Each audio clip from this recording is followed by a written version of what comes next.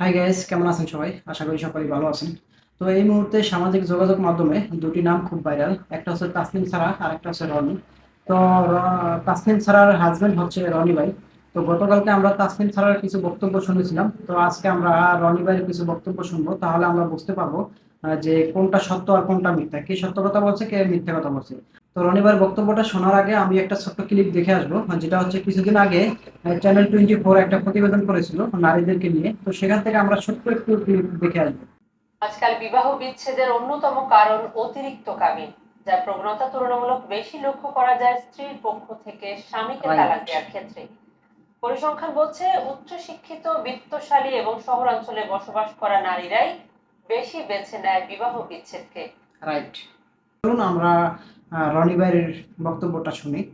ছবি ফেসবুকে ভাইরাল হয়েছে, আপনি আপনার ওয়াইফকে মেরেছেন এবং সেটি অনেকটা অমানবিক। ঘটনাটা কি হয়েছিল আসলে? বিষয়টা হয়েছে গেছে রোজার ঈদের চাঁদাতের ঘটনা, যে আমি তাকে তার আগের যে ডিভোর্সের হাজবেন্ড মোস্তাফিজুর রহমান রিফাত, তার সাথে আমি তাকে অনেকবারই বাইরে ঘুরতে দেখি, হাতে নাতে ধরি, এবং তারা এই বিষয়টা নিয়ে খুব বাড়াবাড়ি করতেছিল। তাদেরকে আমি অনেকবার সতর্ক করছি, বারবার বলছি যে তুমি তার সাথে যোগাযোগ করো না, কারণ তার সাথে যোগাযোগ করা তোমার জন্য ইসলামিক দৃষ্টিতে জায়েজ না, আর আমি এটা মেনে নিতে পারতেছি না। তো রাইট। সে বারবারই তার আমার ছোট বাচ্চাটাকে বাসায় রেখে রেখে সে সেই আগের হাজবেন্ডের সাথে তার সম্পর্ক সে এই মানে কথাটা কিন্তু কন্টিনিউ গতকালকে করতেছিল, এবং আপু বলতেছিল বলে যে নাই। আমি আমার আগের বাচ্চার স্কুলে প্যারেন্টস মিটিং হয় সেই জায়গায় যাই, আমার বাচ্চার ডক্টর দেখাতে যাই, আমার বাচ্চা শপিং এর জন্য যাই। তার বাবা বলতেছিলাম যে না, তুমি বাচ্চাকে দিবা, ঠিক আছে, তার বাবার অধিকার আছে তার বাচ্চাকে দেখার, কারণ সেই বাচ্চাটাকে নিয়ে কিন্তু আমি তাকে বিয়ে করছি। সে অবশ্যই তার বাবার কাছে যাবে, যাবে না কেন? কিন্তু সে তার বাবার কাছে যাবে তোমার মার সাথে, তোমার বোনের সাথে। তুমি অবশ্যই। কেন যাও? কারণ তোমার সাথে তার সম্পর্কটা তার রাইট। ডিভোর্স হয়ে গেছে। এখন এখন তুমি আমার ওয়াইফ, আমি তো চাবো না যে তুমি ডিভোর্সের, যার সাথে ডিভোর্স কেউ হয়েছে তার সাথে চাইবে তুমি না। ঘোরাঘুরি করো। সে তারপরে ধানমন্ডিতে যে উত্তরা সেন্ট্রাল পয়েন্ট ইউনাইটেড গ্রুপের যে মার্কেটটা, এই জায়গায় বিভিন্ন রেস্টুরেন্টে তারা খায়, ঘোরাফেরা করে। বারবার আমি তাদেরকে না করছি, সতর্ক করছি। তো এর মধ্যে একদিন রোজা চলে আসে, রোজার মধ্যে বলি যে আমি বাসায় আসবো। ফট করে সে বলে যে না, আপনি বাসায় আসবেন না, ঠিক আছে, বাসায় আসবেন না।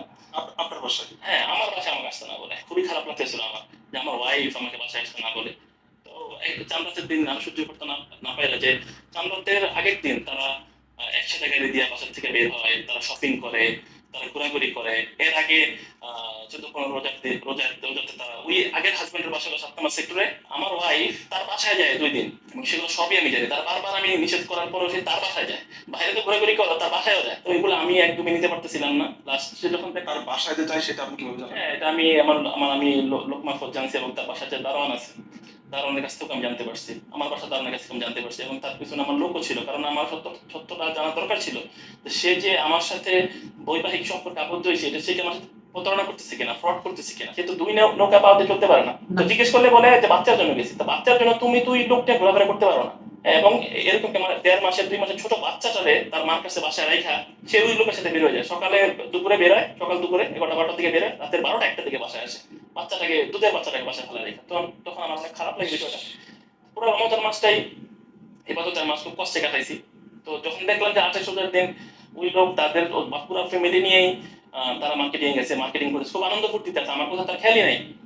তো আমি একটা আমি আর নিজের আবেগ ধরে রাখতে পারিনি, আমি বাসায় যাই। এর মধ্যে আমার ওই যাদের কথা বলছে যে আলামিন গুন্ডা, ইউনুস গুন্ডা, আলামিন কোনো গুন্ডাও না, ইউনুস কোনো গুন্ডাও না। তারা আমার কর্মচারী, এমপ্লয়ি, তারা কাজ করে 500 টাকা বাসায়। আমি যদি গুন্ডা মান্ডা নিয়ে হত্যার উদ্দেশ্যে বাসায় যাইতাম, সে জীবিত কেন? সে যে দেখাইলো যে গালের মধ্যে কিভাবে ব্যথা নামাইছে, কেউই কিন্তু দেখে নাই। বাস্তব কিন্তু আমি সামনে ছিলাম। বাসায় যাই, তখন আলামিন ইউনুস আমার বলে যে যেটা কম্বলের অর্ডার মানে ছিল, ধলাই করতে দিছিল, এগুলো নিয়ে যেতে হবে ভাই, বলছে বাসায়। তেমন একটা নিয়ে নেই। তো ওরা যেটা কম্বল নেয়, আর আগের দিন মেসেজ দিয়ে কিছু সবজি চেয়েছিল। তো কিছু সবজি টবজি ওরা বাজার সাজার করে আমার সাথে, আমি তো আর উঠবো না, নিবো না। তো আমি সাথে সাথে উঠছি, ঘরে গেলাম, ওরা কম্বল দিল। এর মধ্যে দেখি ও মোবাইলের সাথে বসে আছে, মোবাইলটা বিছানার উপর।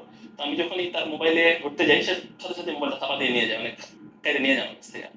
তো এক পর্যায়ে আমি বললাম যে এরকম করলা কেন?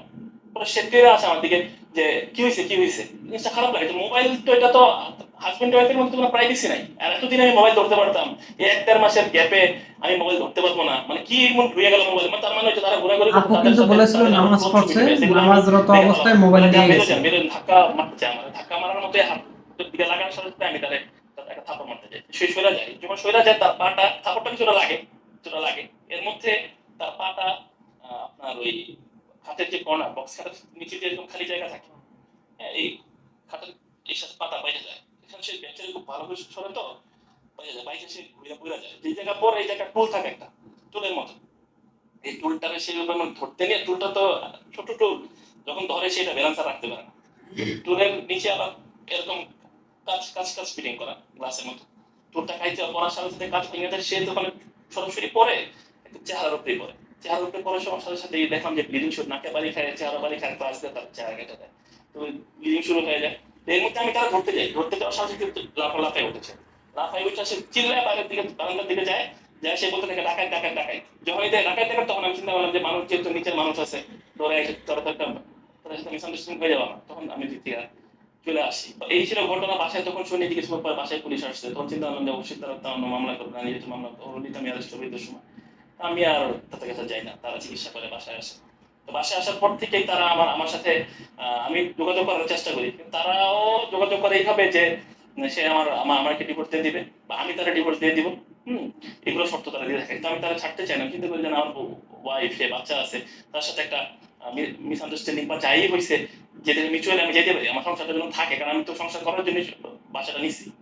একটা টাইমে তারা দেখি যায় না, তারা টাকা পয়সা চায়, 20 লাখ দিতে হবে, 30 লাখ দিতে হবে, 40 লাখ দিতে হবে, কখনো বলে 15 লাখ 18 লাখ দিতে হবে, কাবিনের টাকা 5 লাখ, মিনের টাকা 13 লাখ, মিনের 18 লাখ, কখনো বলে 20 লাখ, কখনো বলে 25 লাখ, এক এক টাইমে এক এক কথা বলে। আমি চিন্তা করি যে না, তাদের সাথে আমি আর আপোষে যাবো না, ঠিক আছে, টাকা পয়সা আমি তাদেরকে দিব না। তো তারা কি করে, মামলা দিয়ে দেয় প্রথমে, সেই যখন টাকা পয়সা তাদের সাথে কয়েকটা দিন আমার টাকা নিয়ে কথাবার্তা হয়, টাকাতে আমি রাজি হই না, তারা এসে আমার থানাতে যে একটা মামলা করে দেয়।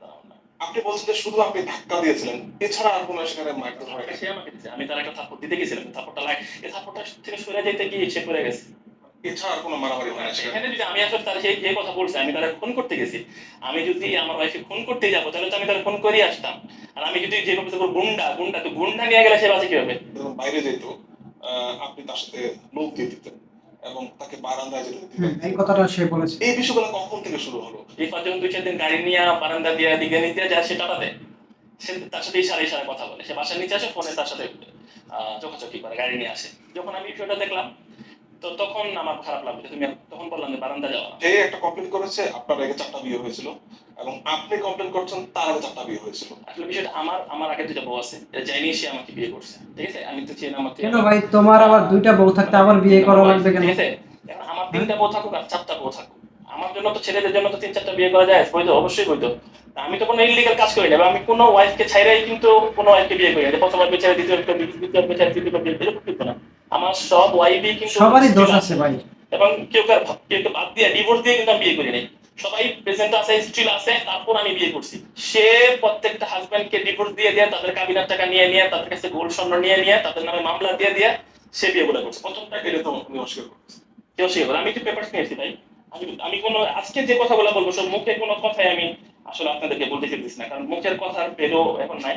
এই লোকটা হইতেছে মোহাম্মদ নওশাদ হোসেন, হ্যাঁ, উনি ইউএস প্রবাসী, এবং মোহাম্মদ নওশাদ হোসেনের সাথে যখন তার বিয়ে হয়েছে তখন তার নাম ছিল তাসনিম সারা জিনাত, কিন্তু তখন তার বয়সে দেখাইছে 15 মার্চ 1999, ঠিক আছে, সেই হিসাবে তার বয়স হইতেছে এখন 36-37 এর মতো প্রায়।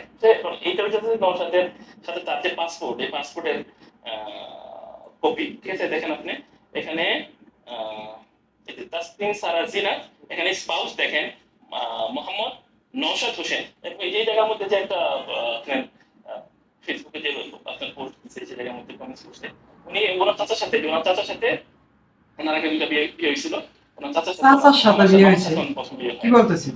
এটা তার তৃতীয় বিয়ে, ঠিক আছে। তো ও, উনি আমার বলতেছে সাথে? যে ওনার এরকম একটা বিয়ে কথা? হয়েছে, এই যে প্রমাণ, ঠিক আছে, এই যে স্পাউস নিয়ে দ্বিতীয় তার বিয়ে হইতেছে, আপনি দেখেন দ্বিতীয় তার বিয়ে হইতেছে, এই যে এই ছেলের নাম হচ্ছে মোস্তাফিজুর রহমান রিফাত, যে লোকের নাম আপনার, এটা তো উনি স্বীকার করে।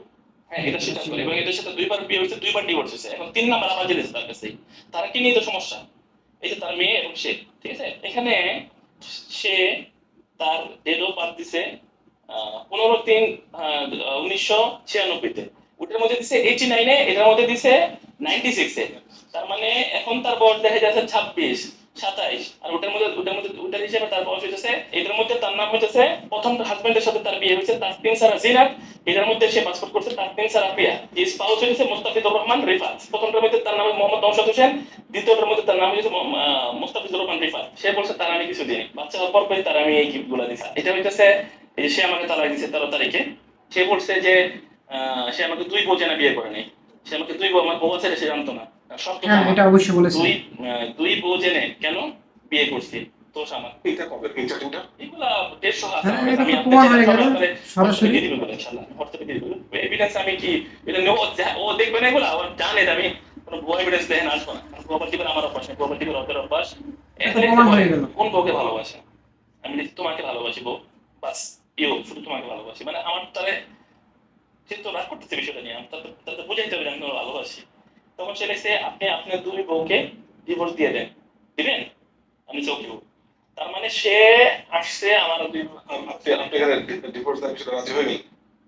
না রাজি হইতে, আমি তো রাজি হতে মানে তারে আমি সান্ত্বনা দিছি, মানে মজা মতো ওকে বউ, ওকে বউ।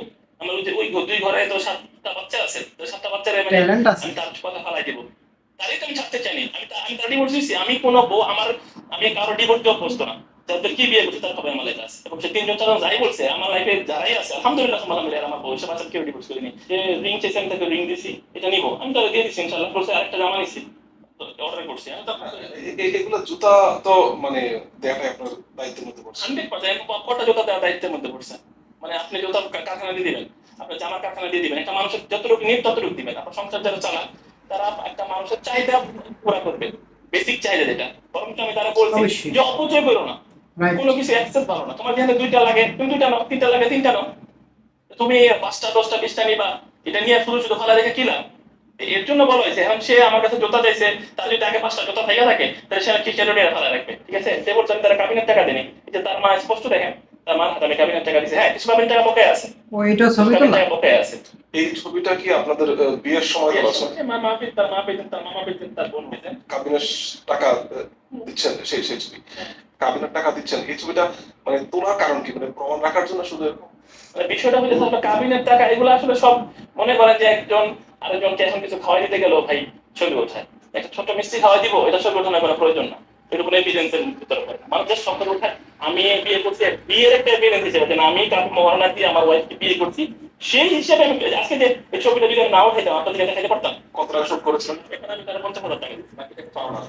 আর স্বর্ণে দিয়ে কিছু মহারণা কাটাইছিলাম, সেটা যদি আমি বাধা দিই সে আমি বাকি টাকা পাবে, আমি টাকা পাবে সে কিছু মহারণা টাকা পাবে, তার ভিতর থেকে খুশি নেই। আপনি যে বিষয়টা দেখালেন এইগুলার একটু আপনার মোবাইল থেকে দেখানো সম্ভব কিনা এই হোয়াটসঅ্যাপে? এগুলো তো অনেক অনেক পার্সোনাল ছবি আছে, ছবিগুলো যদি আবার আপনাদের সামনে চলে আসে, আমার তো মানুষ তো আসলে মানুষ কমেন্টস করতে ছাড়ে না। হোয়াটসঅ্যাপে দিয়ে দিতে পারবো ছবি, হ্যাঁ ছবি দিতে পারবো। আপনার যদি সন্দেহ থাকতো আগের হাজবেন্ডের সাথে, আপনি থেকে ডিভোর্স করে দিতে পারতেন, হাত তোলার বিষয়টা। অ্যাকশন তুলি আমি একবার আমি গণমাধ্যমে বলি না যে আমি তার ব্যাপারে হাত তুলছি। কিন্তু তার সাথে একটা থাকা থেকে ধস্তাধস্তির সময় সে আমি তাকে আমি একটা চটকা থাপড় মারতে গেছি, কিন্তু থাপড় তো ভালো করে লাগে নাই। সে ব্যাগের যখন সোজা যেতে নিছে তখন সে খালের সাথে বাইজে পড়ে গেছে। আপনাদের সন্তান আমার কার কাছে আছে?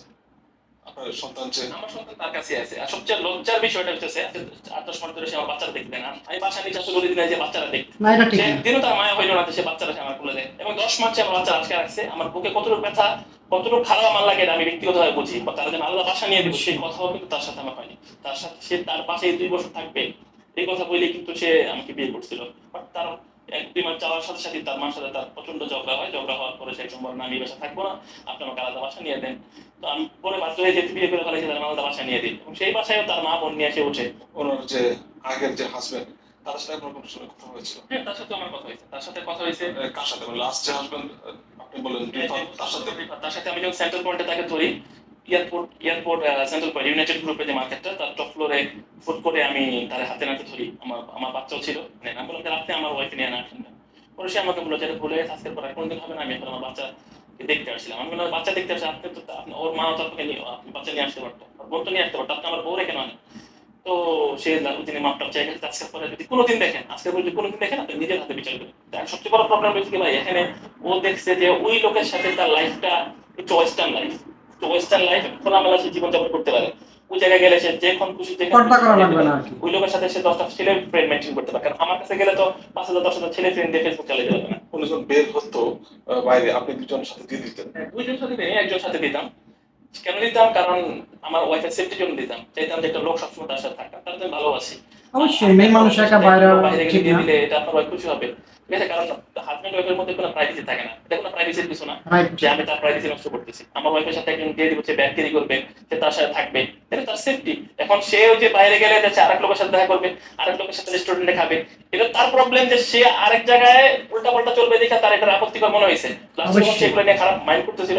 আমি লাস্টে লোক হতে পারে পাঠানো বন্ধ এগুলো। করে দিয়েছি, কিন্তু লোক পাঠানো বন্ধ করার রেজাল্ট আমি পাইলাম কি, ওই ছেলের সাথে ঠিকই কিন্তু সে র্যান্ডম করলো, তার বাসায় গেল, তার সাথে বিভিন্ন জায়গায় ঘোরাঘুরি করলো। আপনাদের সাথে মূলত পরিচয়টা কিভাবে? ও আমার দোকানে লাইভ করতো, ঠিক আছে? ওই সেই থেকে তার সাথে আমার পরিচয়। আপনি যখন তাসনিম তারাকে বিয়ে করেন, আপনার পূর্ববর্তী যে ওয়াইফ তাদের সম্মতি ছিল? সম্মতির আসলে বিষয়টা না, তারা বিষয়টা সম্মতি দিয়ে আমাকে বিয়ে করেছে বিষয় এরকম না। আমি তাদের কাছে কিউরি মানে জিজ্ঞেস করিনি যে আমি পরে বিয়ে করতেছি, তো আমি সম্মতি নিচ্ছি, এটা আমি বলবো না।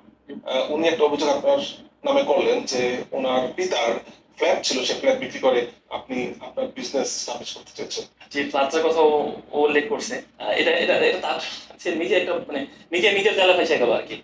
এই যে ফ্ল্যাটটা, এই ফ্ল্যাটটা এটা যে ওর, এটার একটা ডকুমেন্ট সে দেখাতে পারবে। দ্বিতীয় হইলো যে যে বাড়িটা মধ্যে ওরা থাকে চারতলায়, এই বাড়িটার যে ল্যান্ডলর্ড, জায়গার যে মালিক, হ্যাঁ, এই জায়গার মালিকের কাছ থেকে ওর বাবা বিল্ডার্স হিসাবে, ওর বাবা ছিল বিল্ডার্স, ওর বাবা 60-40-তে এই এই এই বাড়িটা নেয়, মানে বিল্ডিংটা করানোর জন্য নেয়। তো 60-40-তে তো 2 বছর চুক্তি থাকে, 2 বছরের মধ্যে কমপ্লিট করবো। ওর বাবা 2 বছরের মধ্যে কমপ্লিট করতে পারে নাই, জায়গার মালিক মামলা করেছে তাদের নামে। সেই মামলা আজকে 10-12 বছর ধরে কোর্টে চলতেছে। বিল্ডিং এর যে 5-6 তলা এটা এখনো খালি করে আছে, এবং যে যে বিভাগ সেটা হল দিচ্ছে। এই যে 4 তলার যে ফ্ল্যাটটা, এটা তো এটার মালিকই তো ওরা না। এটার মালিক যদি ওরা হয়, এটার মালিক যদি ওরা হয়, আপনারা যেই বিচার করবেন সেই বিচার মেনে নেবেন। আপনি বলছেন যে ওই ফ্ল্যাট ওখানে নাই, এই ফ্ল্যাট ওর না, এই ফ্ল্যাট ওর না, তার সাথে। এই ফ্ল্যাট ল্যান্ডলর্ডের। যে জায়গার মালিক তার, জায়গার মালিক মামলা করে রাখছে, যদি তারা মামলায় কোনোদিন জিতে হয়তো তখন যে তারা এই ফ্ল্যাট পাবে। যে ফ্ল্যাটের মালিকই ওরা না, এটা আমি জানি, ওই ফ্ল্যাট বিক্রি করে কিভাবে সে আমার টাকা দিব? এই ফ্ল্যাট ওনার নাম মানলাম, কিন্তু আপনি কি টাকা চেয়েছিলেন কিনা? এই আচ্ছা, দেখুন আপনার ভাই ওকে দেখা থেকে বিকাশ ভাই ও নিজেই সবসময় তার উপর থাকে, ওর কাছে আমি জানো কি। তো বন্ধুরা, আপনারা তার বক্তব্যগুলো শুনে নিলেন।